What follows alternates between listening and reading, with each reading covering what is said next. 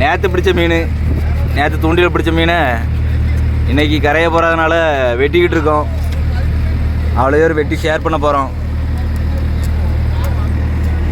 உரிக்கிறதுக்கு மல்லு கட்டி கஷ்டப்படுதாரு. இந்த மீனை பார்த்துங்க, இந்த மீன் அதிகமாக ரேட்டு போகாது, ரொம்ப கம்மியாக போகும். இந்த மீன் விலை மீன், இந்த மீன் ரேட்டு போகும். இந்த மீன் சாப்பிட்றதுக்கு ரொம்ப அருமையாக இருக்கும். பொரிச்சாலும் குழம்பு வச்சாலும் அருமையாக இருக்கும். இந்த மீனை பார்த்துக்கங்க. இந்த மீனை தான் உரித்து தோலை உரித்து போட்டிருக்காங்க. தோலை உரிக்காங்களா, தோலை உரித்த பிறகு எப்படி இருக்குது பாருங்கள் மீன். மீனை பற்றி தெரியாதவங்களுக்கு இதை கண்டுபிடிக்க முடியாது. இது இந்த மீன் தான். வெட்டி பீஸ் போட்ட பிறகு எப்படி இருக்குது பாருங்கள் மீன். பாறை மீன் சொல்லுவாங்க, அந்த மாதிரி வலுவலுன்னு இருக்கும் பார்க்குறதுக்கு. ஒன்றுமே தெரியாது. மீன் பற்றி தெரியாங்க, கட்டாயமாக கண்டே பிடிக்க முடியாது.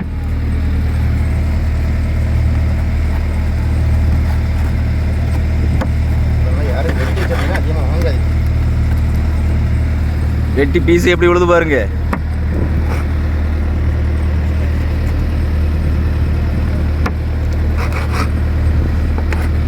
இதை வாங்குற இடத்துல கொஞ்சம் கவனமாக பார்த்து வாங்குங்க. இதெல்லாம் பொரிச்சா உடனே சாப்பிட்றணும் அப்படிங்கிற மாதிரி மீன்.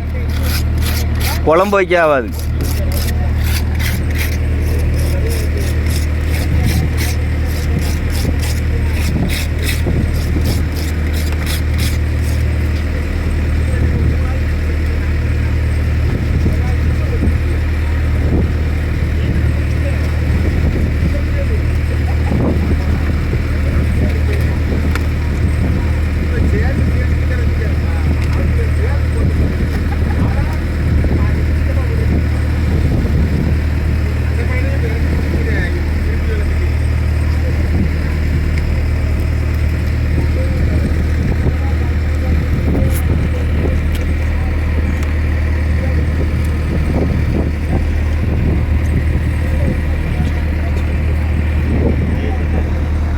இவர் எப்படி உரிக்காருன்னு பாருங்க.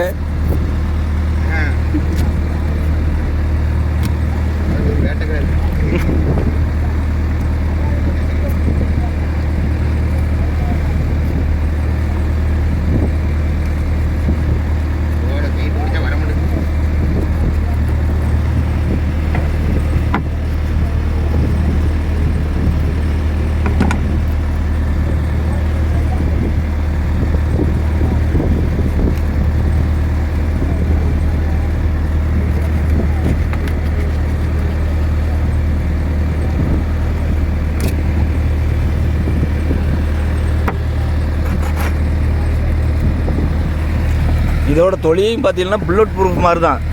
அதுக்கு கபாசம் மாதிரி ரஃப்பாக இருக்கும். மற்ற மீன்களுக்கு தொலி நைஸாக இருக்கும், மேலே உள்ள தோல். இது ரஃப்பாக இருக்கும். மொத்தமாக செட்டாக தான் உரிக்க முடியும். தனித்தனி செதியில் உரிச்சிட்டு வைக்கலான்னு பார்த்தா வைக்க முடியாது.